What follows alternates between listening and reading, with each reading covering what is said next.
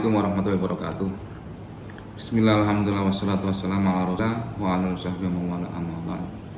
Hadirin ikhwan wal akhwat yang dimuliakan Allah Subhanahu wa taala. Mari bersama-sama kita tundukkan hati dan jiwa untuk bersyukur kepada Allah Subhanahu wa taala. Salawat dan salam senantiasa terlimpahkan kepada manusia mulia baginda Rasulullah Muhammad SAW. Ikhwan wal akhwat yang berbahagia, alhamdulillah beberapa hari ke depan kita akan menghadapi momen yang luar biasa, yakni Idul Kurban. Apa saja yang bisa kita ambil pelajaran dari Idul Kurban? Yang pertama, kita lihat dalam surat Al-Kautsar. A'udzubillahi minasyaitonirrajim. Bismillahirrahmanirrahim. Inna a'tainakal kautsar fasholli lirabbika wanhar inna sana'aka wal abtar. Sesungguhnya engkau wahai Muhammad sudah diberikan banyak nikmat oleh Allah Subhanahu wa taala, maka laksanakan sholat dan berkurbanlah.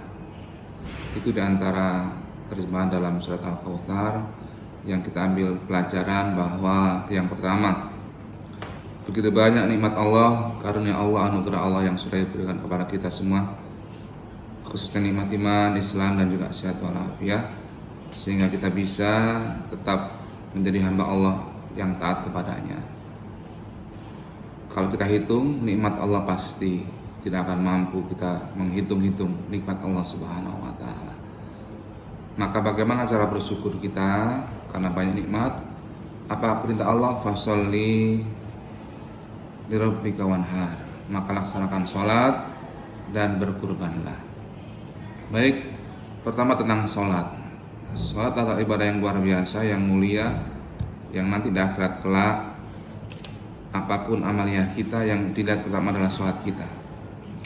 Kalau sholat kita itu berkualitas, sholat kita bagus, maka pasti semua amal ibadah kita akan bermakna, diterima di hadapan Allah Subhanahu wa taala.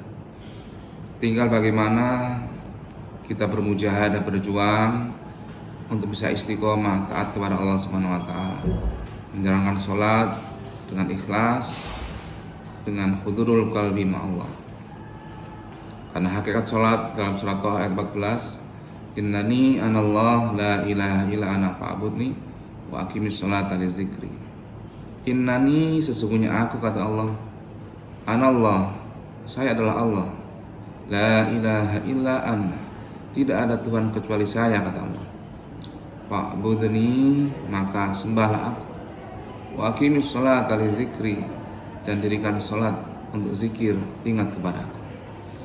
Maka kalau melihat ayat ini, sholat kita harus bermakna, harus ingat kepada Allah, harus hudurul qalbi ma Allah, harus hadir hati untuk bersama Allah Subhanahu wa taala. Maka setelah sholat pun Allah perintahkan untuk tetap berzikir. Wa idza qadaytumus sholata fadhkurullah, dan ketika selesai sholat maka zikirlah, ingatlah kepada Allah Subhanahu wa taala. Bahkan di ayat yang lain, zikir yang kita laksanakan harusnya sebanyak-banyaknya. Ya ayyuhalladzina amanu dzkuru dzikran katsira, wahai orang yang beriman, zikirlah, ingatlah kepada Allah dengan ingatan yang sebanyak-banyaknya. Jadi di dalam sholat, di luar sholat, dalam kondisi apapun, kita berupaya untuk ingat kepada Allah Subhanahu wa taala. Sehingga kalau kita lihat bagaimana Rasulullah, apa yang melakukan Rasulullah, senantiasa berdoa, berzikir. Karena Rasulullah SAW yadkuruna kul ahya, sesungguhnya Rasulullah senantiasa berzikir dalam setiap aktivitasnya, mulai bangun tidur sampai tidur kembali. Bahkan dalam tidur pun senantiasa ingat kepada Allah Subhanahu wa taala. Setelah tidur kita bersyukur kepada Allah, alhamdulillah ahyana ba'da ma amatana wa ilaihi nusur.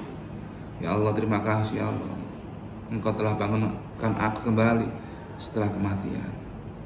Kemudian masuk kamar mandi, kita berdoa, keluar kamar mandi, makan, minum, memakai baju, bercermin, dan semua amaliyah, semuanya itu banyak diajarkan Rasul untuk zikir, ingat, doa kepada Allah Subhanahu wa taala.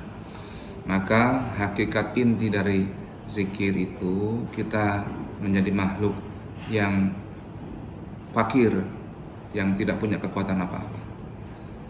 Fakir itu artinya apa? Ya ilmu kita, harta kita, kekuasaan kita, semua milik Allah Subhanahu wa taala. Dan kita fakir, butuh kepada siapa? Butuh kepada Allah Subhanahu wa taala. Butuhnya kapan? Ya setiap saat, setiap detik, setiap desah-nafas, nafas, setiap denyut jantung itu kita butuh kepada Allah Subhanahu wa taala. Maka diwujudkan dengan zikir kepada Allah setiap saat, berdirinya, berduduknya, berbaringnya, dalam kondisi apapun ingat kepada Allah Subhanahu wa taala. Yang kedua tentang kurban.